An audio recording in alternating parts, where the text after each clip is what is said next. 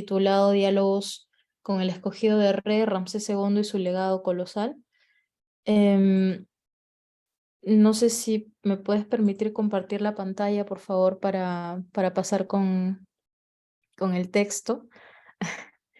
En principio, esta es la tercera conferencia del ciclo que está dedicada al tema de las divinidades, de los cultos durante el reinado de Ramsés II. En las conferencias anteriores habíamos visto cómo estábamos ante un reinado notable, un reinado importante. Em, Creo que ahora sí se puede. Perfecto, muchas gracias. Ante un reinado importante. Y lo interesante es que estamos siempre tratando con el reino nuevo, que normalmente es el momento histórico que se considera como el momento de mayor expansión. Es un momento claramente imperial, es un momento en el que el antiguo Egipto ha llegado a su, de repente, punto máximo, no solamente de expansión cultural, sino también de expansión territorial.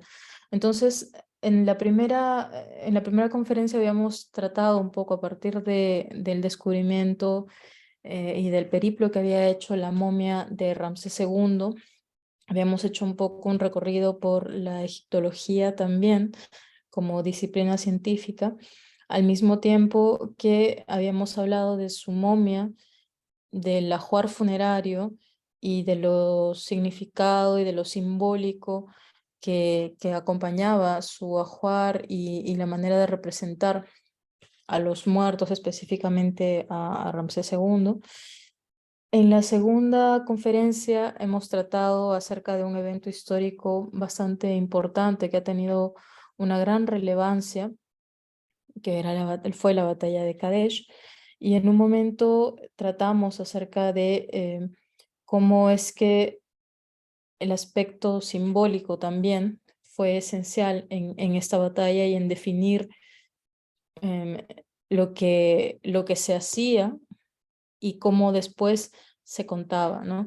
Obviamente siempre tendríamos que sopesar hasta qué punto los aspectos simbólicos o que nosotros entenderíamos como simbólicos responden a cuestiones prácticas. Lo cierto es que en nuestra época, y no solo en nuestra época, pero quizás hoy en día más que nunca, vivimos tan fascinados por el mundo antiguo que les otorgamos cualidades a veces demasiado místicas, ¿no? O muy poco prácticas, cuando en el día a día lo cierto es que muchas respuestas se encuentran en lo cotidiano y en lo más sencillo y en la ruta más directa.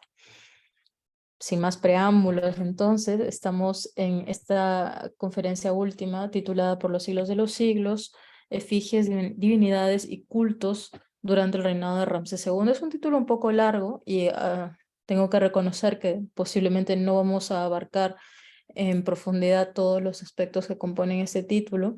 Sin embargo, algo que es importante remarcar es que estamos ante un...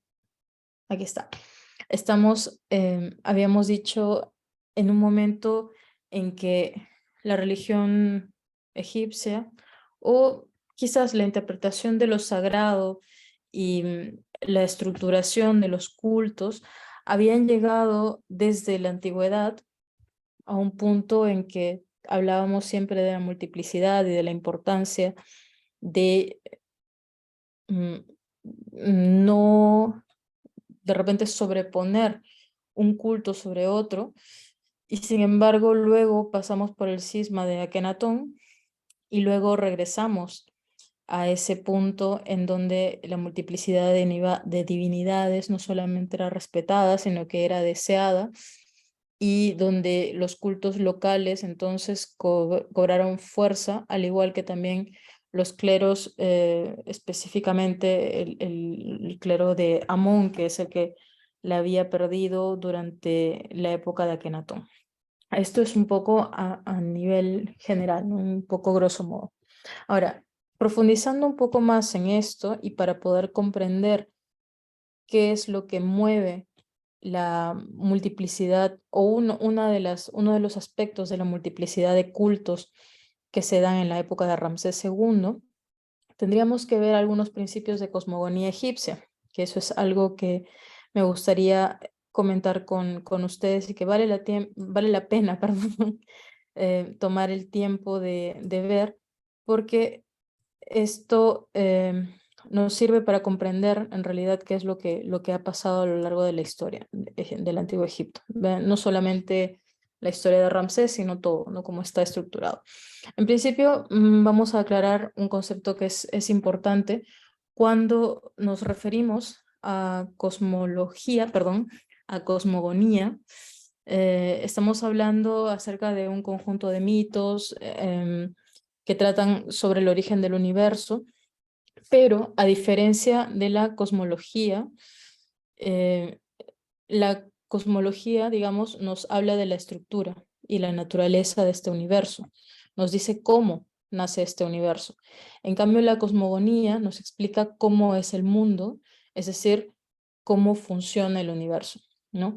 Entonces, en ese sentido, lo que es interesante es comprender la cosmogonía, los principios que acompañan la cosmogonía, las diferentes cosmogonías egipcias, ¿no? Hay 4 centros importantes en donde se generaron estas explicaciones acerca de la organización del mundo. Por un lado tenemos Memphis y recordemos que todo esto lo estamos viendo en un plazo, digamos, largo de tiempo, ¿no? Entonces estamos hablando de cientos de años, de miles de años, de hecho, en concreto.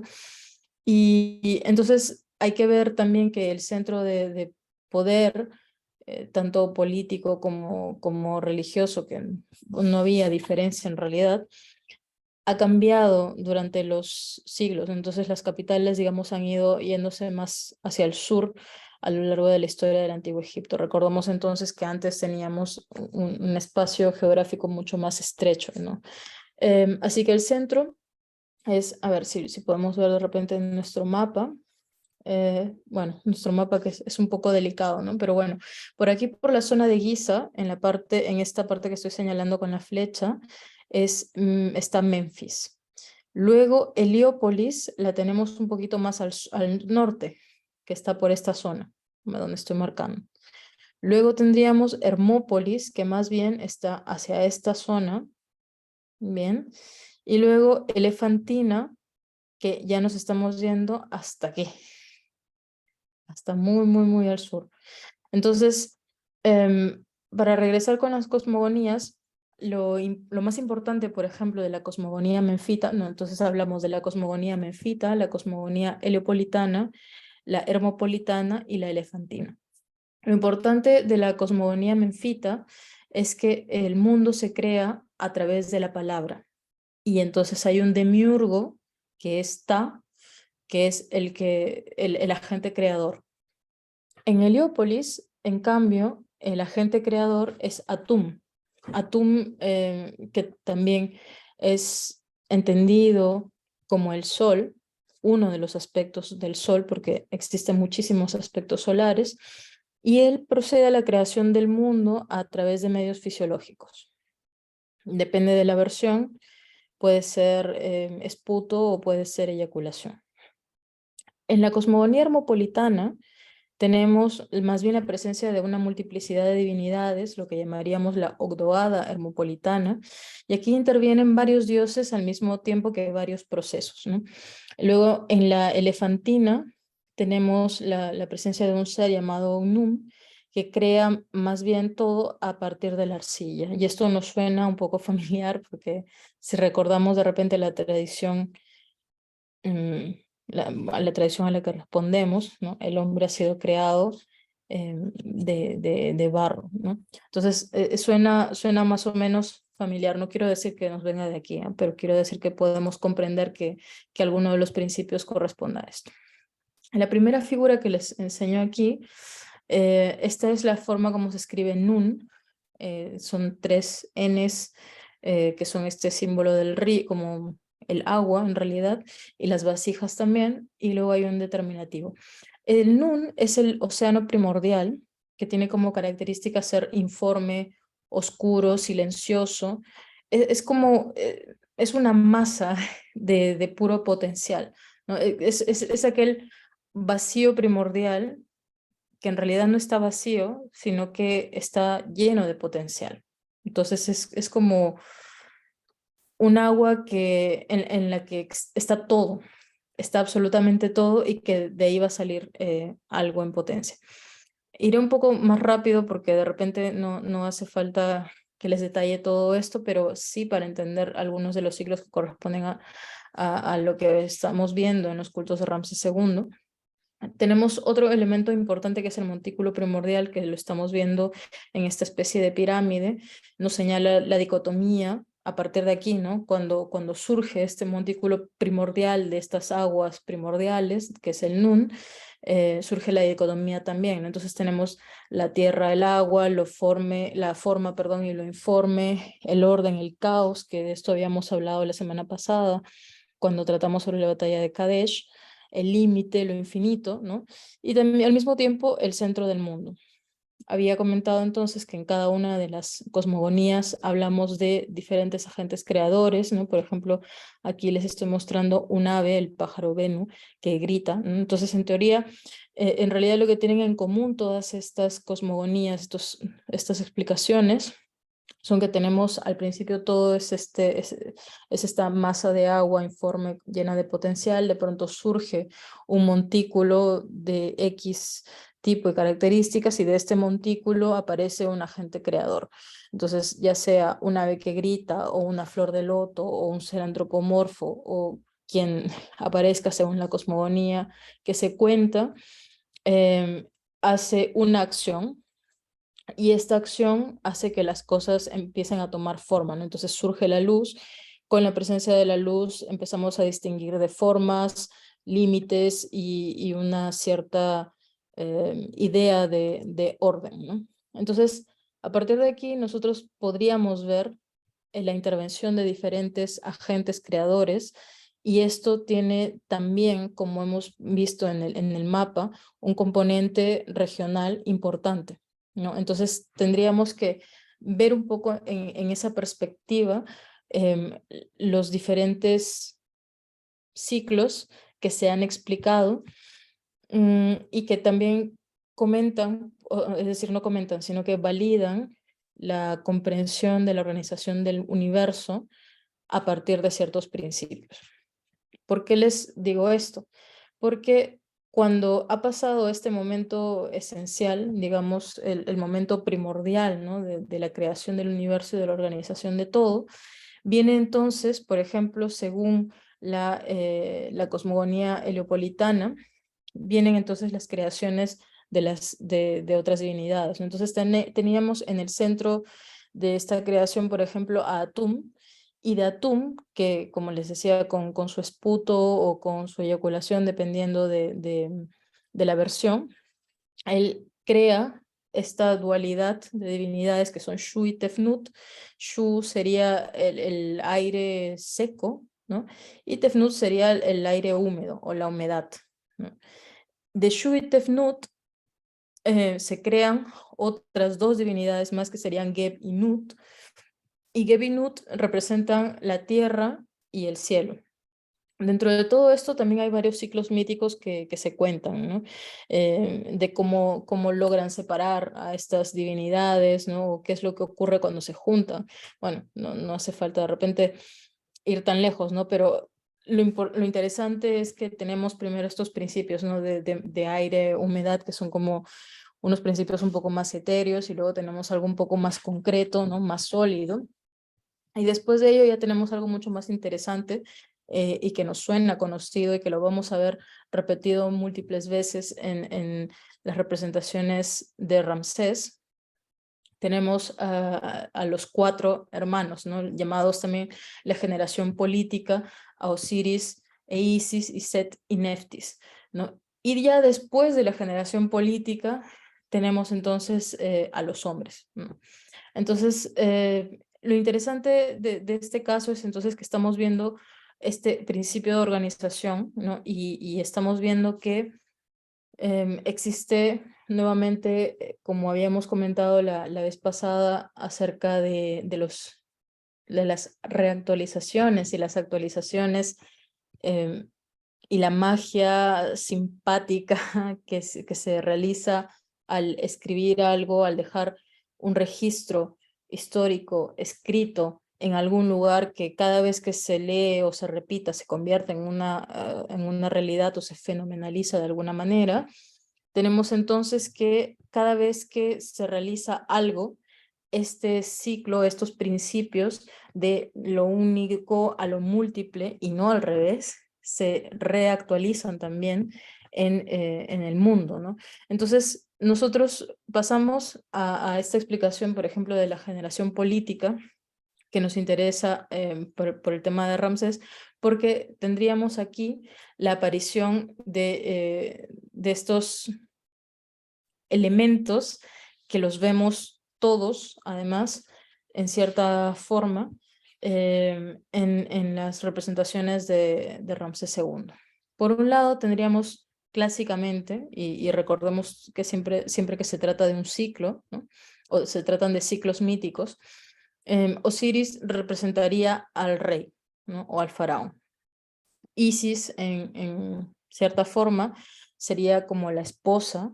En sí, la escritura, que es la que tenemos al lado derecho, nos habla del trono real, literalmente un trono, ¿no? Que además hay muchos rebus en los que se representa este trono tal cual, y uno de sus atributos es que se trata de la divinidad que protege al rey, ¿no? Esto en el sentido literal también muchas veces, y hemos visto también muchas representaciones en que Isis está sentada sobre ella misma, ¿no? Ella misma es un trono, digamos, y está sosteniendo al faraón en su regazo, ¿no? Que es un poco lo que tenemos como la imagen católica de la Virgen María con el niño, ¿no? En el regazo. Es una imagen muy similar y es más, en época romana es mucho más evidente, ¿no? Pero ese es un tema que nos escapa en esta conferencia hoy. Luego tendríamos la representación de Neftis, que es la esposa de Set, bueno, hermana esposa, ¿no? Y al mismo tiempo, dentro de aquel ciclo, el ciclo mítico en el que todo se destorota y se desordena, Isis sería la aliada de Isis, perdón, Neftis es la aliada de Isis en el proceso de resurrección de Osiris, porque hay un momento en que Osiris es asesinado por su hermano. Entonces, su hermano, Set, es aquel personaje que nos trae el caos en esta organización del mundo. Entonces él asesina a Osiris y en sí, para resumir un poco, ¿no? Osiris es,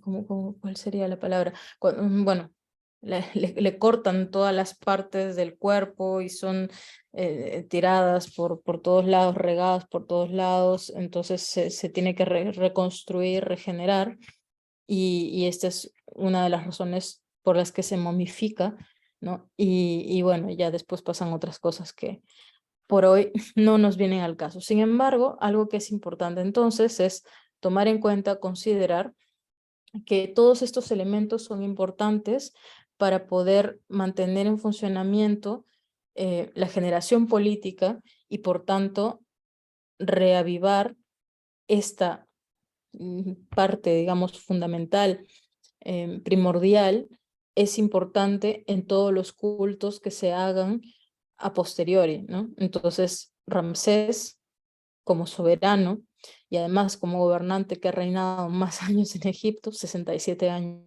nuevamente, que es algo sorprendente, no escapa, digamos, de esta lógica de reavivar todo lo que es la generación política primordial, ¿no? Entonces, pasamos a ver esta imagen donde estamos en Abu Simbel, ¿no? Y podemos observar el templo de Nefertari, que la tenemos allí representada de varias maneras. Es interesante comprender entonces que nosotros, con Nefertari es la esposa, perdón, de Ramsés II, una de las esposas de Ramsés II, y en su reinado vamos a ver muchísimas alusiones y muchísimas referencias directas a Nefertari. No solamente en Abu Simbel, que es una de las representaciones más colosales que se puede encontrar de esta reina, sino también ella tiene, digamos, su propia tumba, tiene sus propios pequeños templos, ¿no? Donde se puede enseñar de manera notable que ella era la esposa favorita, principal e importante y gran apoyo de Ramsés II, al mismo tiempo que ella es vista como Isis. Y de hecho, en algunas representaciones se la representa como Isis Neferet, que Nefer significa bello, bonito, bueno. Neferet es el femenino. Y Nefertari también tiene esta raíz, digamos, este significado en su nombre. Además, hay que considerar que Ramsés II y Nefertari tuvieron 4 hijos y alguno de ellos tendría que haber sucedido al trono de su padre, lo único que ninguno lo hizo porque Ramsés vivió tantos años que sus hijos, estos 4, porque tuvo cientos de hijos también, ¿no?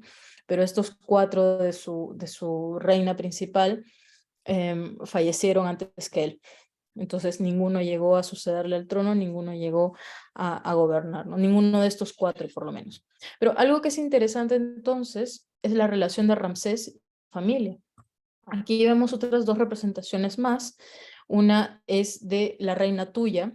La reina Tuya es la madre de Ramsés II.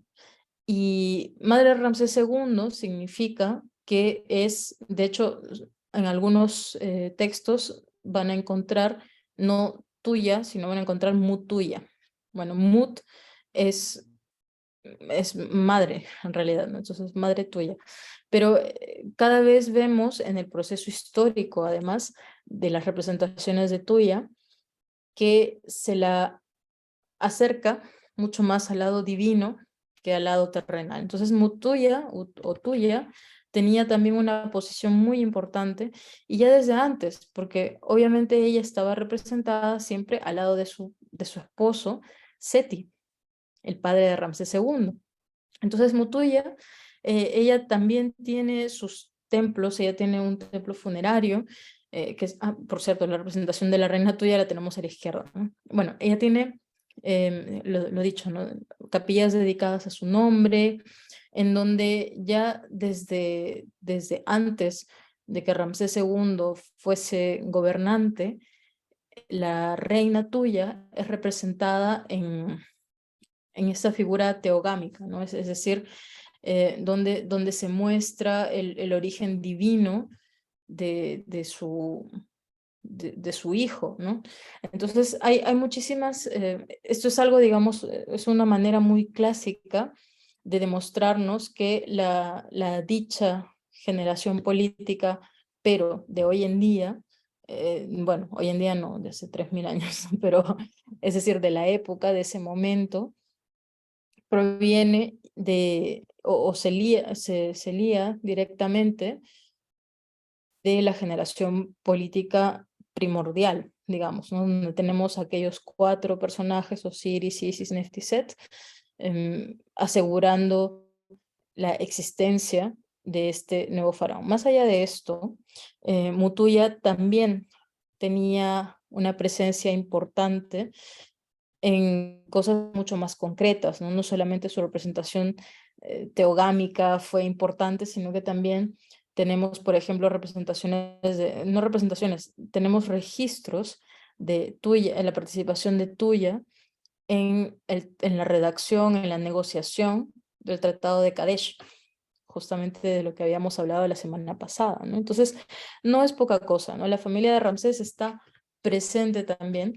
Y al lado derecho, en la parte superior, tenemos precisamente al hijo más notable de Ramsés II, es el príncipe Jaimoaset, o sí, Jaimoaset, Ja como el jeroglifo de las apariciones, ¿no? Más o menos es la idea. Y este príncipe ha sido reconocido como un gran sacerdote de Memphis, ¿no? Además, reorganizó el culto de Apis, entretuvo trabajos de investigación y de restauración de las pirámides, por ejemplo. Fue una persona, un personaje que realmente, si es que hubiese vivido lo suficiente como para ser faraón, hubiese sido muy, muy interesante para la historia del Antiguo Egipto, porque a él lo llamaban, cuando era príncipe, ya lo llamaban el príncipe arqueólogo, y había quienes también decían que era un poco filólogo, ¿no? Porque él estudió muchísimo los textos de la época antigua e hizo grandes avances, aparentemente, ¿no? Ahora, para nosotros esto sonaría un poco extraño, porque solemos pensar en el Antiguo Egipto como un gran bloque, ¿no? Como si fuese muy cercano en el tiempo, pero hemos de ser conscientes que aquí estamos hablando de unos 3.000, 4.000 años de historia. Y entonces estudiar el reino antiguo para los egipcios del reino nuevo es realmente como casi como para nosotros estudiar, no sé, la historia de los griegos, romanos o incluso más atrás, ¿no? Tenemos una distancia temporal bastante grande. Entonces, este príncipe fue de repente el más notable de todos los que fueron, de todos los hijos de Ramsés, que como decía, tuvo centenas de hijos, que también estuvieron en muchas partes del mundo antiguo, en parte porque las madres provenían de varios sitios, ¿no? Y entonces esto me lleva a comentar algo que es esencial, que es muy importante, y es ver cómo el mundo entonces para Ramsés II, que es digamos lo que se evidencia mucho más en todas estas muestras y en todas estas presencias importantes en todos los templos que él ha construido y reconstruido y en donde ha dejado huella, es el hecho de que el mundo se acepta y se comprende que el mundo funciona de acuerdo a ciclos, ¿no? Entonces tenemos siempre un estado inicial, una fase de crecimiento, un paroxismo, una fase descendiente, ¿no? La muerte y luego el regreso a ese estado inicial. Y esto viene para lo simbólico, para lo sagrado, pero también cuenta para la cuestión política, ¿no? Entonces, la manera como se organiza todo este mundo, el principio del cosmos, ¿no? Tiene que ver también con la garantización de esto por parte de la Ma'at. La Ma'at es, digamos, el principio de organización que asegura que las fuerzas están siendo controladas por las divinidades. ¿Esto a dónde nos lleva?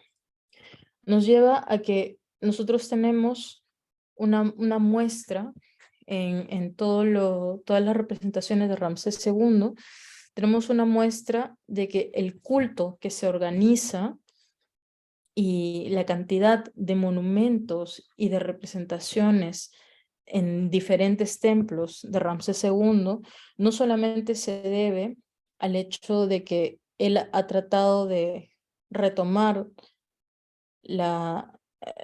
digamos, la dinámica que había comenzado su padre Seti I en todo el mundo egipcio y que además era algo que tenía que darse a conocer y que tenía que expandirse y asegurarse también de ser comprendida hasta los confines del imperio, sino que también al ser un espacio, sí, al ser el Antiguo Egipto, al ser la Kemet, ¿no? Un espacio que estaba en constante cambio, en constante expansión, el faraón lo que necesitaba hacer, perdón, él lo que necesitaba hacer era dotar a las divinidades, a las diferentes divinidades, de la energía suficiente para poder garantizar este control, sí, el hecho de que no hubiese caos en su gobierno, ¿no? Y de la misma manera, también tenía que dar esta suerte de energía suficiente a las divinidades para garantizar la existencia de este mundo. Porque, ¿qué es lo qué es lo que dice? Y esto recoge una propuesta muy reciente de un artículo de este año de Pascal Bernius, que es un egiptólogo francés especialista en religión del Reino Nuevo.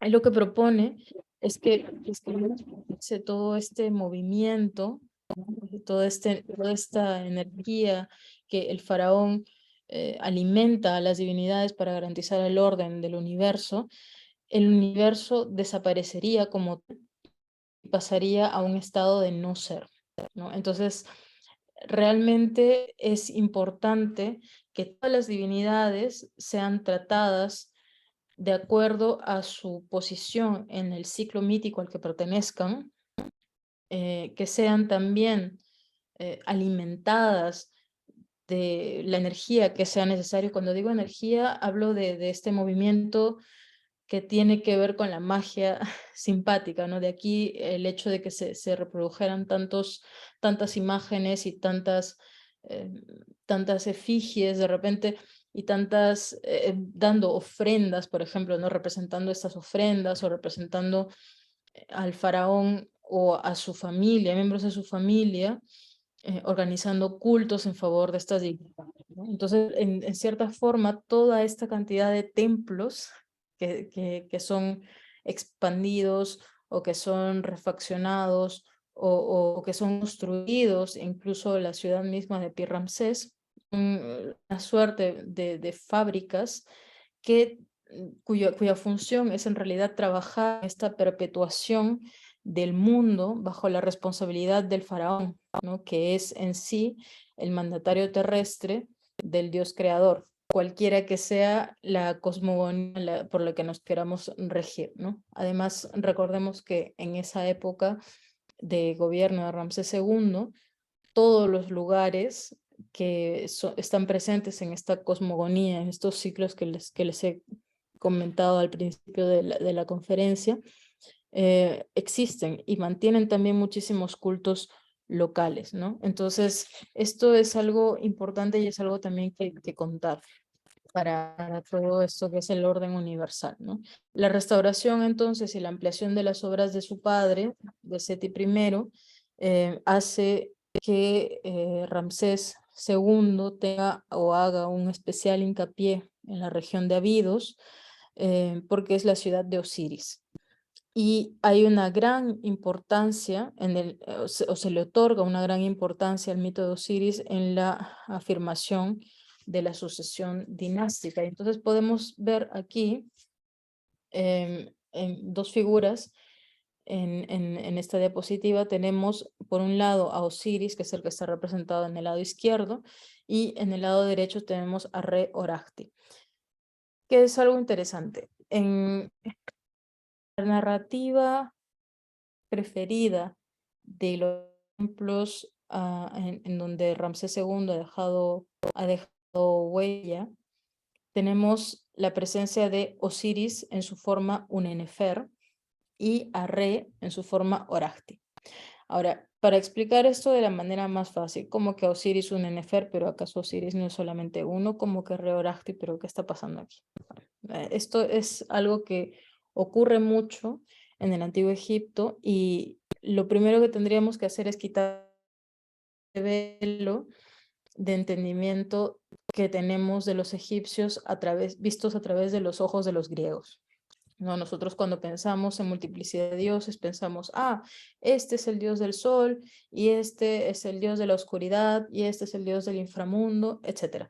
Esta es una interpretación que nos viene a partir de los griegos, que aceptan una pluralidad de dioses, pero que les atribuyen, digamos, una cierta rigidez, ¿no? Lógica. En el caso de los egipcios, nosotros tenemos diferentes aspectos de las divinidades. Entonces, una vez se lo estaba explicando a una amiga y me dijo, esto es como las Barbies, ¿no? Yo no iría tan lejos, ¿no? De decir, ¿no? La Barbie Malibú y la Barbie, no es una cuestión de accesorios, ¿no? Pero poco sí, como, como si en este momento Osiris, el que está representado, ¿no? Osiris tiene además el tributo de ser, de estar perfecto. Nefer en realidad es algo así. Es como perfecto, pero al mismo tiempo es como inmóvil, ¿no? Pero este es un aspecto y es como cada uno de nosotros, ¿no? Que tenemos aspectos diferentes en nuestra vida. O sea, nosotros somos quienes somos, no sé, yo soy Yukiko Takahashi, pero soy al mismo tiempo hija de tal persona, al mismo tiempo soy, no sé, hermana de, y también por mi trabajo soy X, ¿no? Entonces tenemos diferentes aspectos. Lo mismo ocurre con las divinidades, ¿no? Yo no sé, no sé si les pasa, pero no nos hacemos llamar de la misma manera por las diferentes relaciones que tenemos en nuestro día a día o en nuestro cotidiano. Entonces esto más o menos nos ayudaría a comprender que en la época de Ramsés II y en los templos lo que vemos es una especie de conciliación de estos dos tipos de más allá, por un lado con la figura de Osiris Unenefer, que nos representaría más bien el renacimiento humano en el reino subterráneo de los muertos, ¿no? Y luego tendríamos esta otra figura que tenemos a la derecha, la de Re Oracti, que es en realidad una mezcla de Re y Horus, entre otras, entre otras posibilidades, ¿no? Y nos representa más bien el renacimiento solar en el cielo. Entonces, de hecho, fíjense una cosa que es importante, es que nosotros tenemos en la representación, estamos viendo la, perdón, esto voy a la siguiente, aquí. En la tumba de Nefertari tenemos esta pintura o esta representación en el muro, ¿no? Donde tenemos ambos aspectos. Además, ¿qué es algo interesante? Tenemos a Neftis y a Isis aquí representadas. Ven que es sobre Isis tiene este tocado donde está precisamente el trono, así la podemos identificar. Y ellas protegen a una divinidad en el centro. Los signos jeroglíficos, que son de repente lo que más me interesan en este caso, podemos ver aquí en el lado izquierdo tenemos Usir, donde estoy señalando, y luego Hetep. Hetep, quedémonos con esto en la cabeza.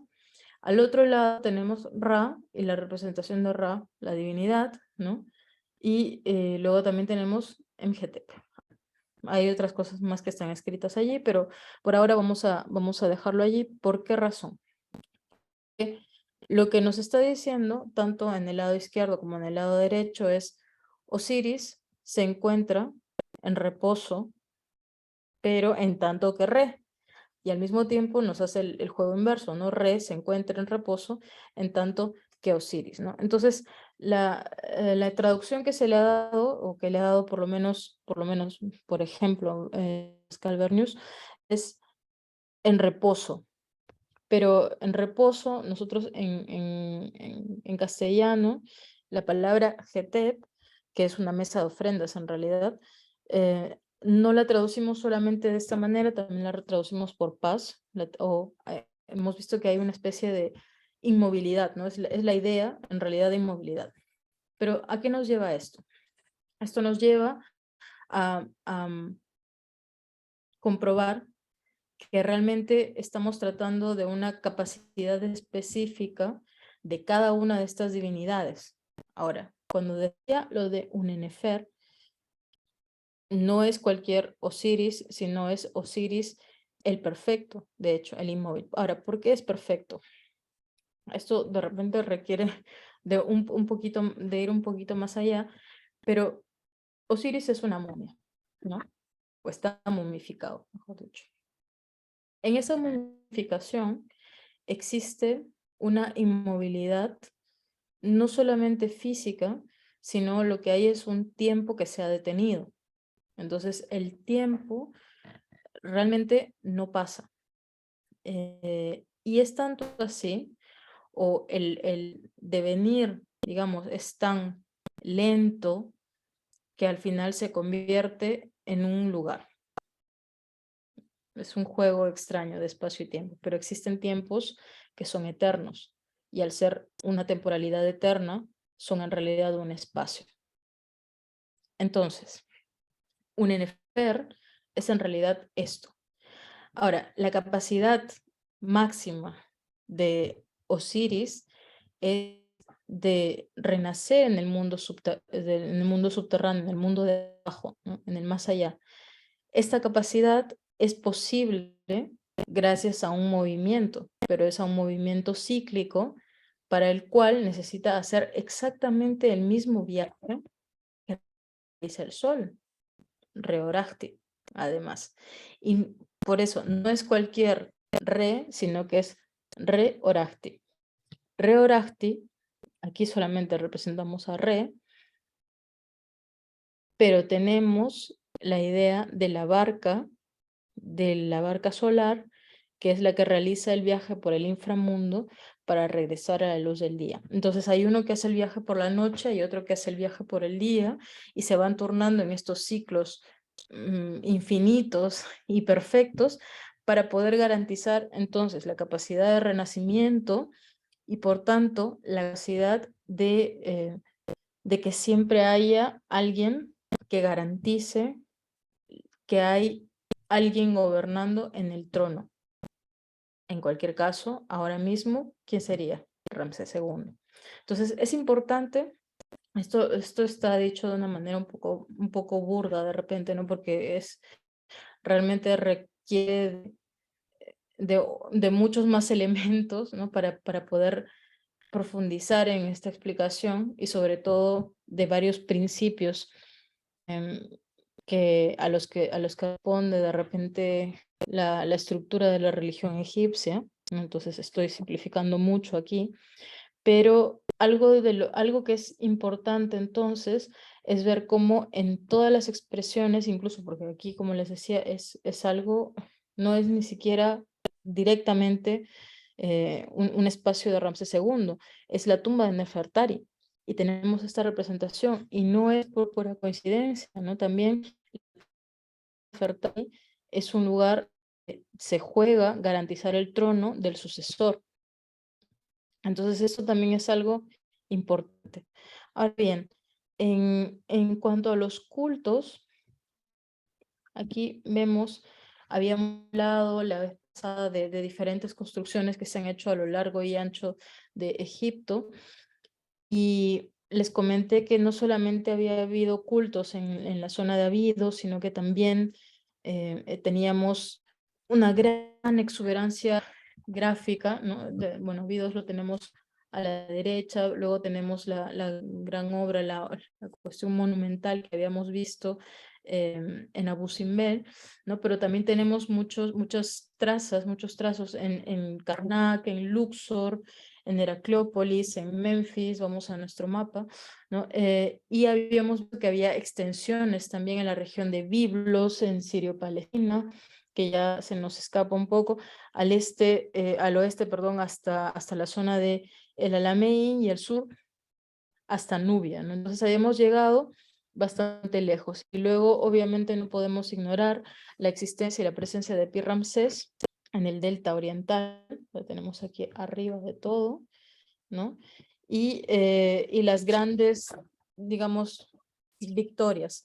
Ahora, que se cantaban y se loaban en cada uno de estos templos y cada uno de estos lugares en donde las denominaciones diferentes de Ramsés pasaban, ¿no? Desde el soberano de soberanos, o el gran rey soberano, el divinizado, el Montu de los dos países, o el gran amado de Atón, y cosas similares. Lo interesante es ver cómo entonces, además de tener estos cultos, digamos, donde la cuestión familiar se hacía importante, hay quienes dicen que en realidad es el primero de los faraones que incluía tanto a su familia en estos cultos.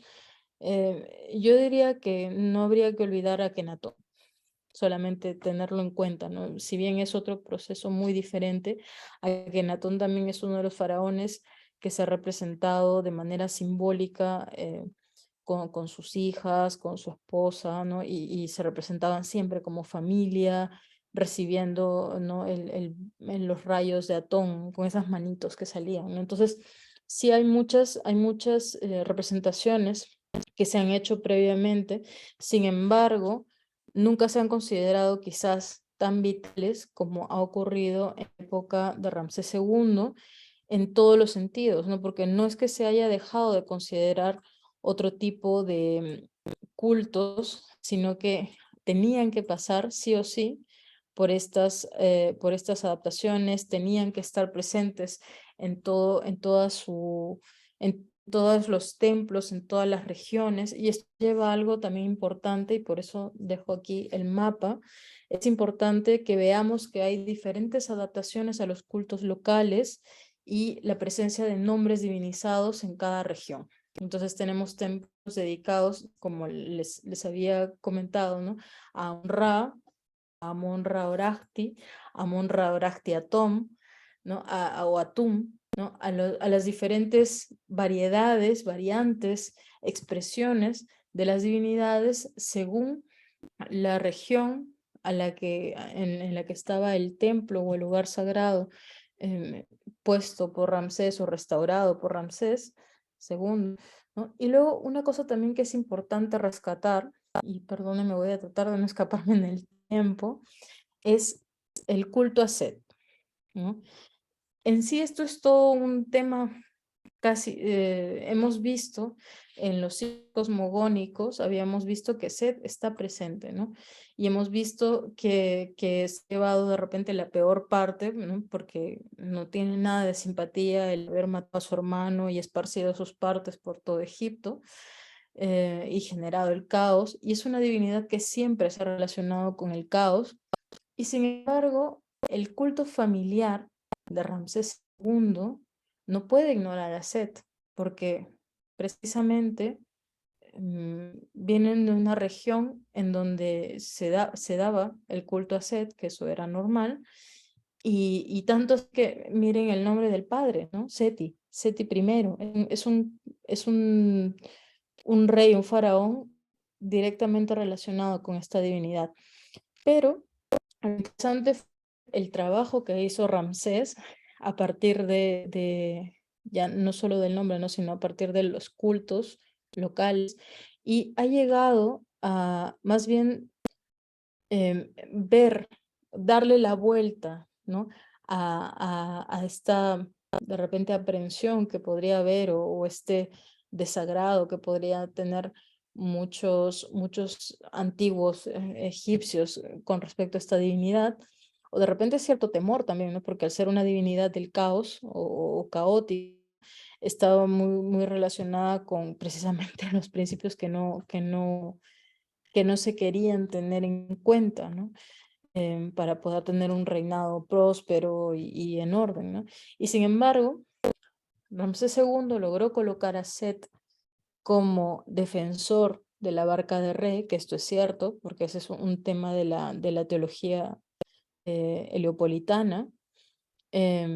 Efectivamente, Set defiende a Re, porque además es un ser de las aguas, ¿no? Es un ser, por ejemplo, que se pensaría en el Nilo, pero es un ser de las aguas primordiales también. Y luego entonces de ser un dios familiar de los Ramésidas a ser un dios nacional. Y esto es algo importante porque fue digamos, promovido, ¿no?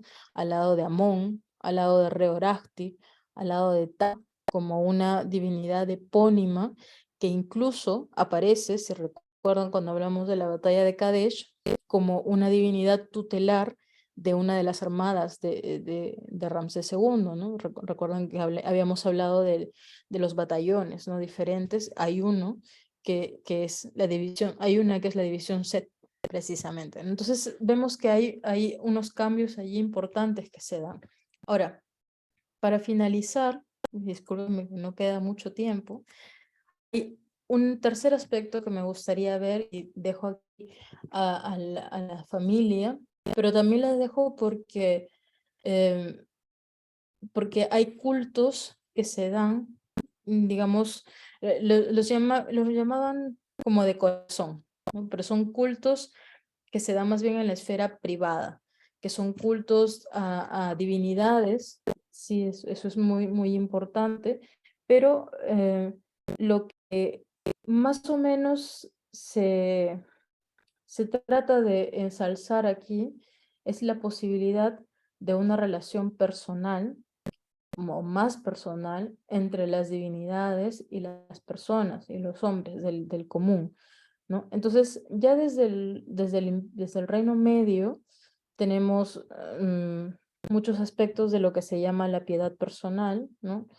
Que es cuando tenían estas figurillas a las que les hacían pedidos, o de repente que eran figurillas curativas, ¿no? Que les echaban agua y después bebían esta agua para poder curarse.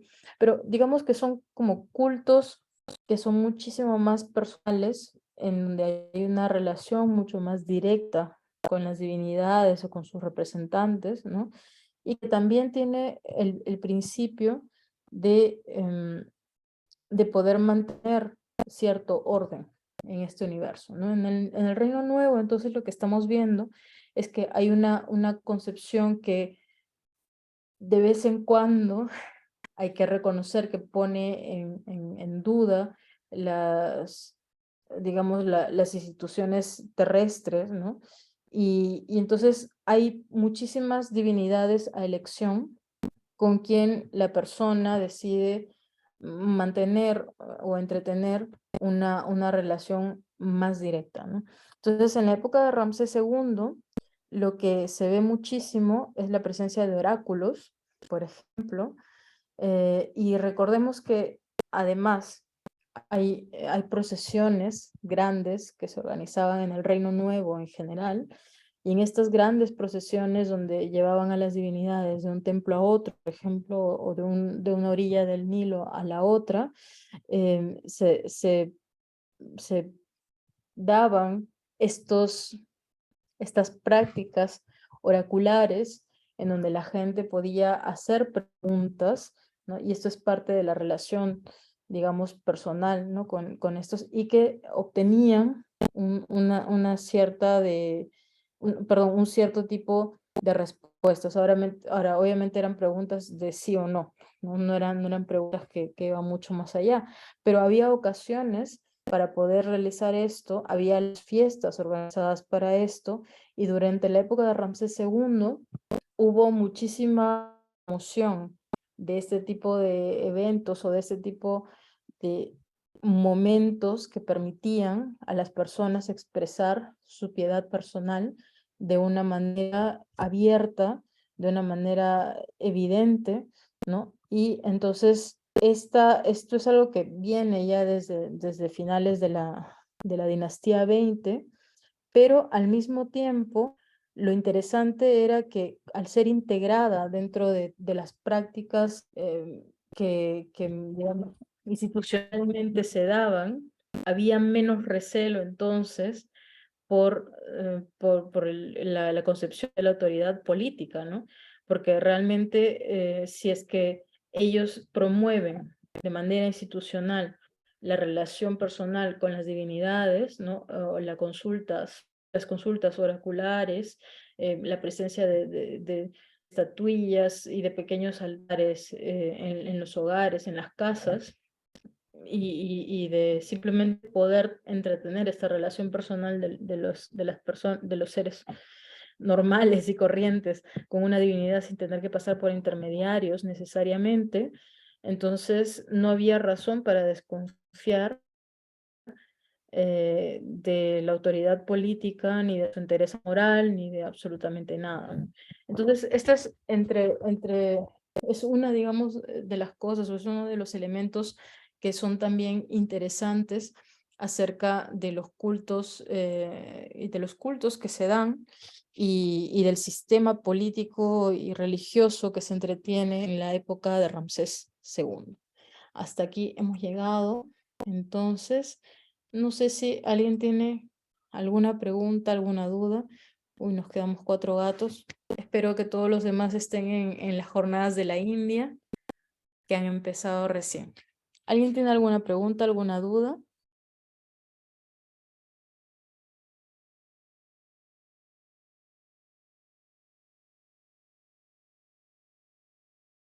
No, les han dejado por ahí en el chat un par de enlaces.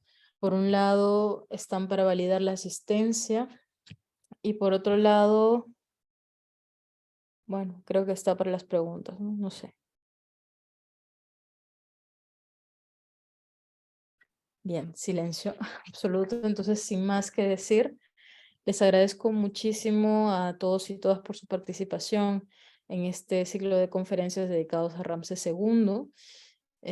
Muchísimas gracias también al Centro de Estudios Orientales por la organización de este evento. Las disculpas del caso de la conferencia que nos faltó y que tuvimos que aplazar em, por temas de fuerza mayor. Y bueno, con los alumnos que queden o las personas interesadas, nos vemos el semestre que viene, el próximo ciclo, para cursos de lengua egipcia. Y con todos los demás, nos seguiremos viendo en alguna conferencia aquí y allá de temas que podamos, esperamos que sean de su interés. Muchísimas gracias a todos y buenas tardes, buenas noches. Gracias.